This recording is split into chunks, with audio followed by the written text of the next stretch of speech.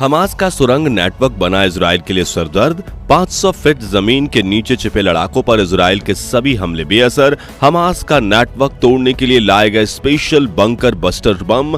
क्या 30 करोड़ की लागत वाले ये बम हमास को कुछ नुकसान पहुंचा पाएंगे? दोस्तों, इजराइल हमास के बीच चल रही जंग को अब 1 महीना होने जा रहा है और सभी को हैरान करते हुए ये युद्ध अब भी जारी है, क्योंकि किसी को उम्मीद नहीं थी कि हमास जैसा छोटा सा संगठन इजराइल के सामने इतने लंबे समय तक टिक पाएगा। असल में इस जंग के इतना लंबा चलने का सबसे मुख्य कारण हमास का वो सुरंगी नेटवर्क है जो पूरे गाजा में फैला हुआ है। हमास के लड़ाके और उसके कमांडर इन्हीं सुरंगों में छिपे हुए हैं, जिसके चलते उनके ऊपर इजराइल के हमलों का कोई असर नहीं हो रहा है।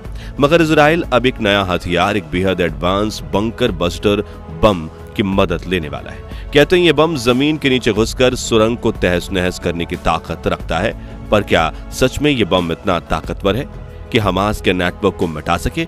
इस बम की खासियत क्या है और इतना महंगा बम इस्तेमाल करना क्या इजराइल अफोर्ड भी कर सकता है या नहीं? आइए इन सब चीजों के बारे में डिटेल्स में जानते हैं। दोस्तों, इजराइल और हमास के बीच चल रही जंग में मौतों का आंकड़ा हर रोज बढ़ रहा है। रोजाना इजराइल की तरफ से गाजा बम गिराए जाते हैं और सैकड़ों लोगों की जान चली जाती है। बता दें कि अभी तक इस लड़ाई में 7000 से ज्यादा लोगों की जान जा चुकी है और इन 7000 लोगों में 1500 लोगों की जान इजराइल की तरफ से गई है और बाकी 5500 लोग गाजा के हैं। दुख की बात यह है कि इजराइल की लड़ाई जिस हमास के साथ है, मरने वाले लोगों की लिस्ट में उसके लड़ाके और कमांडर ना के बराबर हैं।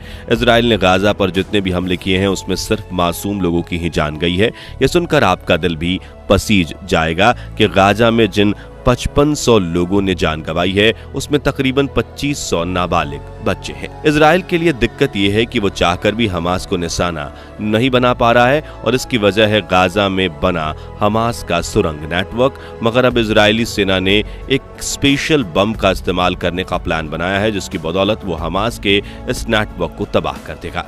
अब ये बम सच में ऐसा कर पाएगा या नहीं, इसमें ऐसी क्या खासियत है, इसकी कीमत 30 करोड़ रुपए है, ये सब हम आपको आगे बताएंगे। लेकिन उससे पहले चलिए आपको इस युद्ध की लेटेस्ट अपडेट देते हैं। ताजा मिली जानकारी के अनुसार हमास ने अभी अभी इजराइल के 2 और बंधकों को रिहा कर दिया है। जो नहीं जानते उन्हें बता दें कि कुछ दिनों पहले हमास ने 2 बंधकों को रिहा किया था जो अमेरिकी नागरिक थे। हमास की तरफ से कहा गया है कि वो इंसानियत के नाते उन्हें छोड़ रहा है और इस बार फिर से यही कारण देते हुए उन्होंने 2 और बंधकों को रिहा किया है। रिहा किए गए दोनों बंधक इजरायली महिलाएं हैं, जिनके नाम नूरिट कूपर है और योचवेद लिफ्जिट्ज है। नूरित की उम्र 79 ईयर्स है और यचवेद की 85 साल है। इनकी उम्र में आप ये अंदाजा लगा सकते हैं कि हमास ने इन्हें क्यों आजाद किया होगा। आजाद की गई दोनों महिलाएं सुरक्षित रूप से अपने अपने घर पहुंच चुकी हैं। ये तो हुई इस युद्ध की अच्छी साइड। अब इसकी बुरी साइड की बात करें तो इजराइल की तरफ से गाजा पर बमबारी अब भी जारी है। पिछले 25 दिनों में गाजा पर इतने बम बरसाए गए हैं कि यह शहर पूरी तरह से खंडहर में बदल चुका है। लोगों के घर, उनकी संपत्ति और उनकी सारी यादें मलबे के ढेर में बदल चुकी हैं। मगर सबसे ज्यादा परेशानी की बात यह है कि इन हमलों में हमास पर कोई खास असर नहीं हुआ है, क्योंकि हमास के लड़ाके जमीन के नीचे बनाई गई सुरंग और सुरक्षित रूप से उसमें छुपे हुए हैं। ये सुरंगें ही हमास की सबसे बड़ी ताकत हैं, जिन्हें भेदना इजराइल के लिए अभी तक नामुमकिन बना हुआ है। इजरायली सेना के तरफ से इन सुरंगों को नष्ट करने का एक मजबूत प्लान भी लेकिन तैयार किया जा रहा है। इस प्लान में जिस चीज की भूमिका सबसे अहम होगी उसका नाम है BBB, यानी कि बंकर बस्टर बम। जैसा कि आप सब इसके नाम से समझ गए होंगे कि BBB एक ऐसा स्पेशल बम है जो जमीन के नीचे गहराइयों में छुपे दुश्मन को खत्म करने के लिए इस्तेमाल किया जाता है। इस बम की खासियत यह है कि यह जमीन को भेद कर उसके नीचे जाने के बाद फटता है।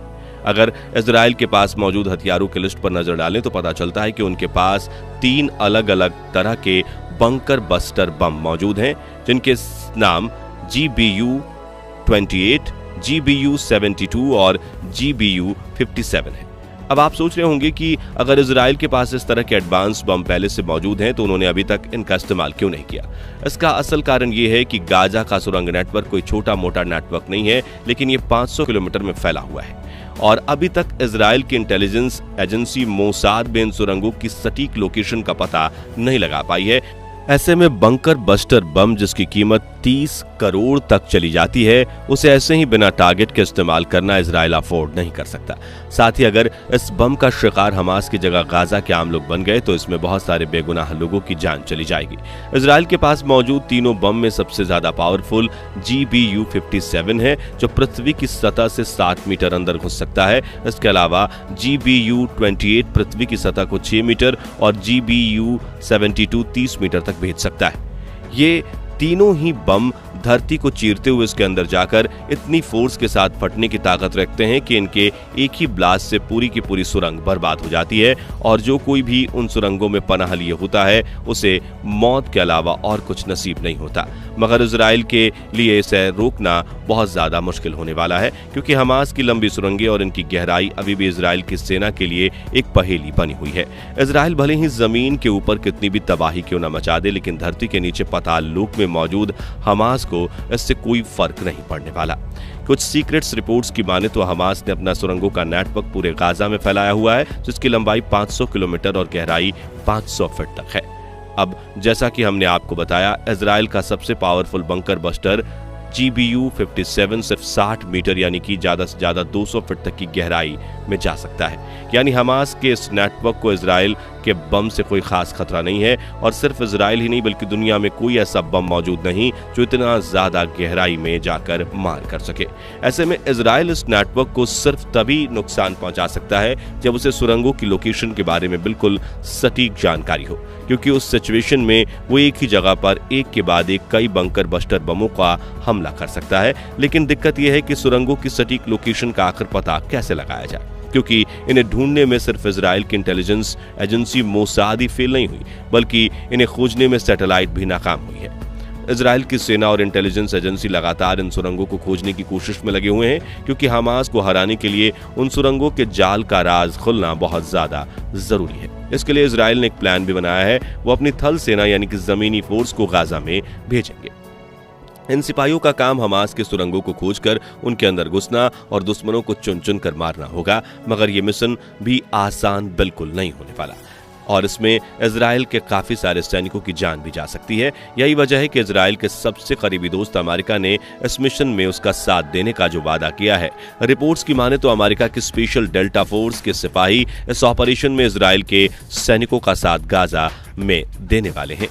वैसे इजराइल के लिए सिर्फ अंदरूनी दुश्मन यानी हमास से निपटना ही चिंता का विषय नहीं है, बल्कि बॉर्डर के बाहर भी उसके दुश्मन एक सरदर्द बने हुए हैं। दरअसल ईरान, लेबनान, तुर्की और लीबिया जैसे देश किसी भी समय इजराइल पर हमला कर सकते हैं। ईरान ने तो साफ ऐलान कर दिया है कि दुनिया में उसका सबसे बड़ा दुश्मन इजराइली है और वो किसी भी हाल में उसे छोड़ने वाला नहीं है। तो इस तरह अपने देश के अंदर मौजूद दुश्मन के साथ ही इजराइल को बाहर के दुश्मनों से भी डील करना पड़ रहा है।